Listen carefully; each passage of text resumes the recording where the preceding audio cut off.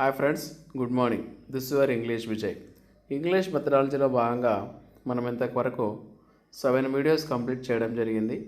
ఈరోజు మీ ముందుకు నేను వీడియో 8ను ప్రజెంట్ చేస్తున్నాను. ఈ వీడియో 8లో కూడా మనము ఒక ఇంపార్టెంట్ టాపిక్ గురించి డిస్కస్ చేద్దాం.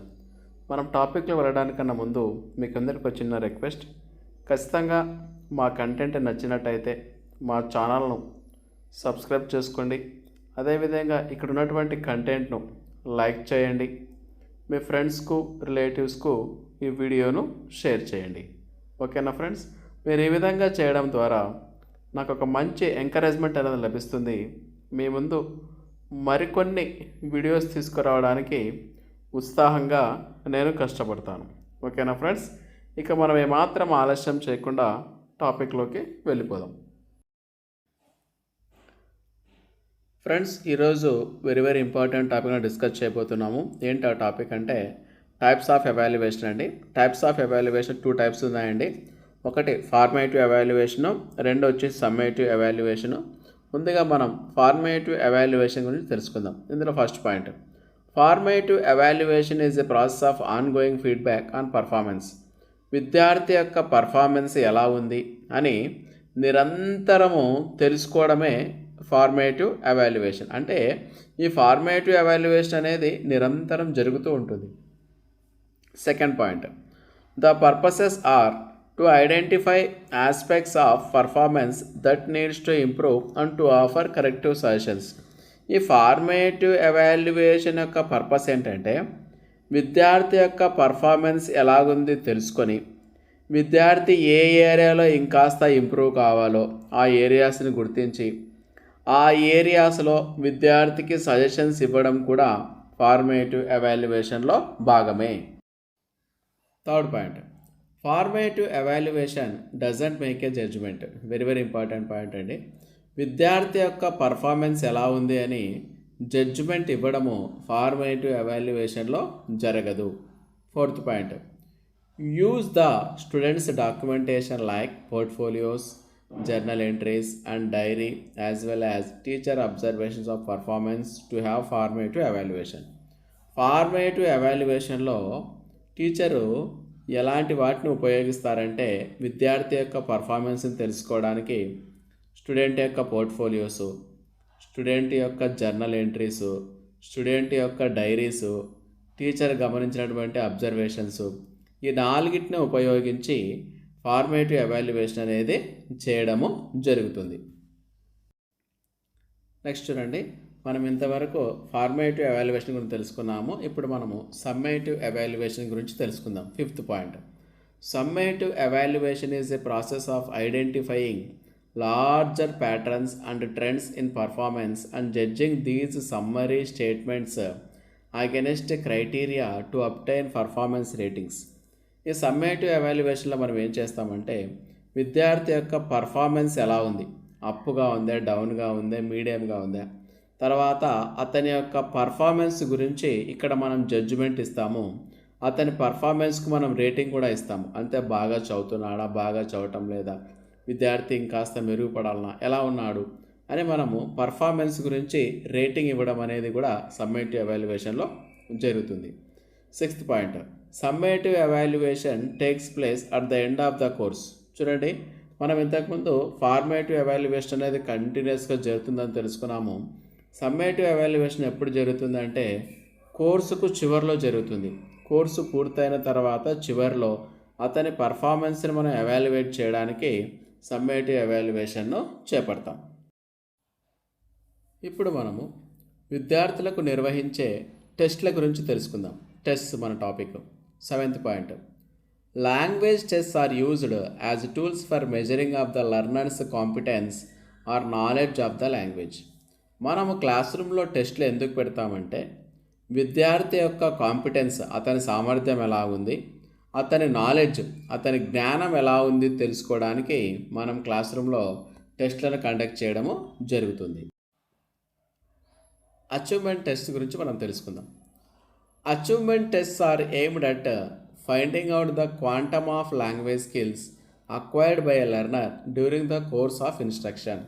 ఈ అచీవ్మెంట్ టెస్ట్లు ఎందుకు ఉపయోగపడతాయంటే విద్యార్థి లాంగ్వేజ్ స్కిల్స్ను ఎంతవరకు నేర్చుకున్నాడు, క్వాంటమ్ అంటే లాంగ్వేజ్ స్కిల్స్ యొక్క పరిమాణం ఎంత నేర్చుకున్నాడు అనేది మనం తెలుసుకోవాలంటే ఖచ్చితంగా అచీవ్మెంట్ టెస్ట్ను నిర్వహించాలి. ఎప్పుడు నిర్వహించాలి? During the course of instruction. మనము కోర్సు చెప్తున్నటువంటి సమయంలో విద్యార్థి లాంగ్వేజ్ స్కిల్స్ ఎంతవరకు నేర్చుకున్నాడు అనేది మనం తెలుసుకోవాలనుకుంటే టీచరు అప్పుడు ఏం టెస్ట్ కండక్ట్ చేయాలి? అచీవ్మెంట్ టెస్ట్ కండక్ట్ చేయాలి.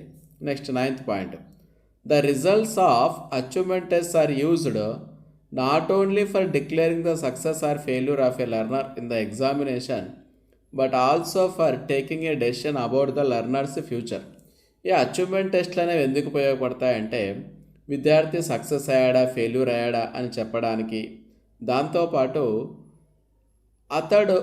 అతని ఫ్యూచర్కు సంబంధించి నిర్ణయం తీసుకోవాలి. అంటే విద్యార్థి ఫలానా కోర్సును చదివితే అతని ఫ్యూచర్ బాగుంటుందా లేదా, ఫలానా కోర్సును చదవకపోతేనే బాగుంటుందా, అతని ఫ్యూచర్కు సంబంధించి మనం నిర్ణయాలు తీసుకోవడానికి కూడా ఈ అచీవ్మెంట్ టెస్ట్లు అనేవి ఉపయోగపడతాయి. అంటే సక్సెస్ ఫెయిల్యూర్ చెప్పడానికి, తర్వాత అతడు భవిష్యత్తులో ఆ కోర్సును చదివితే అతని ఫ్యూచర్ ఎలా ఉంటుంది, చదవాలా వద్దా, ఇలాంటి నిర్ణయాలు తీసుకోవడానికి కూడా అచీవ్మెంట్ టెస్ట్లు ఉపయోగపడతాయి. మనం ఇంతకుముందు అచీవ్మెంట్ టెస్ట్ గురించి డిస్కస్ చేయడం జరిగింది. ఇప్పుడు ప్రొఫిషియన్సీ టెస్ట్ గురించి డిస్కస్ చేద్దాం. 10th point, proficiency tests are used for assessing the status of a learner or is readiness to take up a job or course of study.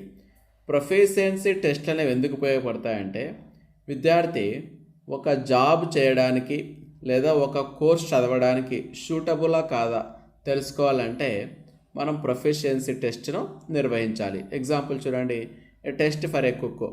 ఒక 5 స్టార్ హోటల్లో ఒక వంట మాస్టర్గా ఒక విద్యార్థిని సెలెక్ట్ చేయాలనుకోండి, అప్పుడు మనం పెట్టే టెస్ట్ ప్రొఫిషియన్సీ టెస్ట్.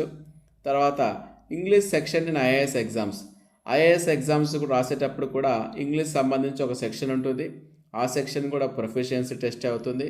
తర్వాత టోఫెల్ ఎగ్జాము, ఐఈఎల్టీఎస్ ఎగ్జాము, ఇలాంటివన్నీ కూడా ప్రొఫిషియన్సీ టెస్ట్లో భాగమే. టోఫెల్ అంటే అబ్రివేషన్ ఏంటంటే test of English as a foreign language అనే అర్థము. ఇది అమెరికాలో యూఎస్ఏలో యూనివర్సిటీలో మీకు అడ్మిషన్ రావాలి అంటే టోఫెల్ టెస్ట్ పాస్ కావాలి. నెక్స్ట్ ఐఈఎల్టీఎస్ అబ్రివేషన్ చూడండి, international English language testing system. International English language testing system అనేది యూకే, అంటే మీరు ఇంగ్లాండ్ యూనివర్సిటీలో అడ్మిషన్ రావాలి అంటే ఐఈఎల్టీఎస్ ఎగ్జామ్ పాస్ కావాలి. ఇవన్నీ కూడా ప్రొఫిషియన్సీ టెస్ట్ కిందకి examples. 12th point, proficiency test the general ability rather than fixed objectives defined by a course or syllabus. ఒక కోర్సును పూర్తి చేయడం ద్వారా లేదా ఒక సిలబస్ను పూర్తి చేయడం ద్వారా ఎటువంటి లక్ష్యాన్ని సాధించాము అనేది ప్రొఫిషియన్సీ టెస్ట్ చెప్పదండి. ప్రొఫిషియన్సీ టెస్ట్ అనేది ఏం టెస్ట్ చేస్తుందంటే కేవలం విద్యార్థికి ఉన్నటువంటి సాధారణ ఎబిలిటీని మాత్రమే ఇది పరిశీలిస్తుంది, కానీ ఒక కోర్స్ చేయడం ద్వారా మనం ఎటువంటి లక్ష్యాన్ని సాధించాము అనేది ఇది చెప్పదు. ఇప్పుడు మనము రిలయబిలిటీ అనే టాపిక్ గురించి డిస్కస్ చేద్దాం. సాధారణంగా మనము టెస్టులు పెడుతుంటాం కదా, ఆ టెస్టులు కొన్ని లక్షణాలు ఉండాలా. ఆ టెస్ట్కు ఉండవలసిన లక్షణాల్లో ఒక లక్షణం రిలయబిలిటీ. రిలయబిలిటీ అంటే ఏంటో చూద్దాం. Reliability refers to the consistency of A measure. చూడండి, ఈ రిలయబిలిటీ అనేది ఏం చెప్తుందంటే ఎగ్జామ్కు ఉండవలసినటువంటి స్థిరత్వాన్ని చెప్తుంది. కన్సిస్టెన్సీ అంటే స్థిరత్వం. A test is considered reliable. ఎప్పుడు ఒక ఎగ్జామ్ రిలయబుల్ అని చెప్తామంటే if we get the same result repeatedly, same result రావాలండి. ఉదాహరణకు మనము ఒక విద్యార్థి యొక్క స్పీకింగ్ స్కిల్ను టెస్ట్ చేయాలనుకున్నప్పుడు మనం ఒక ఎగ్జామ్ పెడతాం, అప్పుడు ఒక రిజల్ట్ వస్తుంది. మళ్ళీ కొంతకాలం తర్వాత మళ్ళీ ఎగ్జామ్ పెట్టామనుకోండి, సేమ్ రిజల్ట్ రావాలండి. అప్పుడు మీరు ఎగ్జామ్ను మళ్ళీ పెట్టినప్పుడు కూడా సేమ్ రిజల్ట్ వస్తే ఆ ఎగ్జామ్కు రిలయబిలిటీ అనే లక్షణం ఉందని అర్థం. Next 14th point, unreliability occurs at 2 stages. మనం ఇంతకుముందు చెప్పుకున్నాం కదండి రిలయబిలిటీ లేకపోవడం అనేది ఎప్పుడు జరుగుతుందంటే 2 స్టేజెస్లో జరుగుతుంది. ఒకటి ఎగ్జామిని విద్యార్థి దశలో జరుగుతుంది, ఇంకొకటి at the level of examiner teacher దశలో జరుగుతుంది. ముందుగా విద్యార్థి లెవెల్లో ఏం జరుగుతుంది అంటే when the student is unable to understand and interpret the question properly. ఒకవేళ విద్యార్థి క్వశ్చన్ను సరిగా అర్థం చేసుకోవడంలో ఫెయిల్ అయినాడు అనుకోండి, అప్పుడు అన్రిలయబిలిటీ అనేది జరుగుతుంది. ఒకవేళ టీచర్ లెవెల్లో ఏమవుతుందంటే at the level of examiner, అంటే ఎగ్జామ్ కండక్ట్ చేసేవాళ్ళు, అంటే nothing but teacher. In the absence of standard marking scheme, teacher marking scheme అంటే పేపర్ కరెక్షన్ చేయడానికి ఒక మార్కింగ్ స్కీమ్ ఉంటుంది. ఆ స్టాండర్డ్ మార్కింగ్ స్కీమ్ సరిగా లేదనుకోండి, అప్పుడు కూడా అన్రిలయబిలిటీ అనేది జరుగుతుంది. Next 15th point, 2 ways to increase reliability. Teacher conduct చేసే ఎగ్జామ్లో రిలయబిలిటీ అనేది పెరగాలి అంటే దానికి 2 మార్గాలు ఉన్నాయండి. అందులో నెంబర్ 1 వచ్చేసి introducing objective type questions. Objective type questions introduce చేయడం ద్వారా మనం రిలయబిలిటీని పెంపొందించవచ్చు. అంటే సేమ్ మార్క్స్ వచ్చే అవకాశం ఎక్కువగా ఉంటుంది. రిలయబిలిటీ అంటే అదే కదండి, సేమ్ రావాలి result. Increasing the total number of questions in a question paper. తర్వాత ఇంకొక మార్గం ఏంటంటే క్వశ్చన్ పేపర్లో ఇచ్చినటువంటి క్వశ్చన్స్ సంఖ్యను పెంచాలి. క్వశ్చన్స్ ఎక్కువగా ఇవ్వడం ద్వారా కూడా రిలయబిలిటీ పెరుగుతుంది. ఆబ్జెక్టివ్ టైప్ క్వశ్చన్స్ ఇవ్వడం ద్వారా కూడా రిలయబిలిటీ పెరుగుతుంది. నెక్స్ట్ పాయింట్ 16th పాయింట్, మనం ఇంతకుముందు టెస్ట్కు ఉండవలసినటువంటి లక్షణమైనటువంటి రిలయబిలిటీ గురించి తెలుసుకున్నాము. అదేవిధంగా టెస్ట్కు ఉండాల్సినటువంటి మరొక లక్షణము వ్యాలిడిటీ గురించి ఇప్పుడు మనం తెలుసుకుందాం. వ్యాలిడిటీ అంటే ఏంటి చూడండి. Validity is the extent to which A test measures what it claims to measure. Simple అండి. వ్యాలిడిటీ అంటే ఏంటంటే మనము ఏం కొలవాలనుకున్నామో, ఏం పరిశీలించాలనుకున్నామో, ఏం పరీక్షించాలనుకున్నామో అదే మనము పరీక్షించినామనుకోండి, అప్పుడు ఆ ఎగ్జామ్కు వ్యాలిడిటీ ఉందని అర్థం. ఇప్పుడు ఉదాహరణకు మనం ఇంగ్లీష్లో విద్యార్థికి ఉన్నటువంటి ప్రిపోజిషన్స్ నాలెడ్జ్, విద్యార్థికి ప్రిపోజిషన్స్ మీద ఎంత నాలెడ్జ్ ఉంది అని మనము టెస్ట్ పెట్టాలనుకున్నాము. అప్పుడు మనం క్వశ్చన్స్ అన్నీ ప్రిపోజిషన్స్కి సంబంధించినవి ఇచ్చినామనుకోండి, అప్పుడు ఆ ఎగ్జామ్కు వ్యాలిడిటీ ఉందని అర్థం. అలా మనమేమో ప్రిపోజిషన్స్ అని చెప్పి ప్రిపోజిషన్స్ కాకుండా ఆర్టికల్స్ టెన్స్ సంబంధించి ఎగ్జామ్ ఇచ్చామనుకోండి, అప్పుడు ఆ ఎగ్జామ్కు వ్యాలిడిటీ లేదని అర్థం. అంటే మనము ఏదైతే కొలవాలనుకున్నామో అదే దాన్ని కొలిచే విధంగానే, దాన్ని పరిశీలించే విధంగానే మనం ఏం చేయాలి, అలాంటి క్వశ్చన్స్ ఇవ్వాలి. అప్పుడు ఆ ఎగ్జామ్కు ఏముంటుంది, వ్యాలిడిటీ ఉంటుంది. మీరు విద్యార్థికి ఆర్టికల్స్ మీద ఉన్నటువంటి నాలెడ్జ్ను పరిశీలించాలంటే ఆర్టికల్ సంబంధించినటువంటి క్వశ్చన్సే ఇవ్వాలి. అప్పుడు ఆ ఎగ్జామ్కు ఏముందని అర్థము, వ్యాలిడిటీ ఉందని అర్థం. ఓకేనా ఫ్రెండ్స్, మనం నెక్స్ట్ వీడియోలో మరొక ఇంట్రెస్టింగ్ టాపిక్తో కలుద్దాం.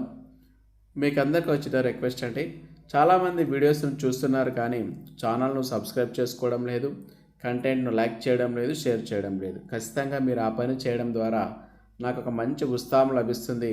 నేను మీ ముందుకు మరిన్ని మంచి వీడియోస్ తీసుకొస్తాను. కాబట్టి మీరు ఖచ్చితంగా వీడియోస్ను లైక్ చేయండి, ఛానల్ను సబ్స్క్రైబ్ చేయండి. ఓకేనా ఫ్రెండ్స్, మనం మళ్ళీ నెక్స్ట్ వీడియోలో కలుద్దాం. Until then bye bye, keep smiling, keep watching my YouTube channel.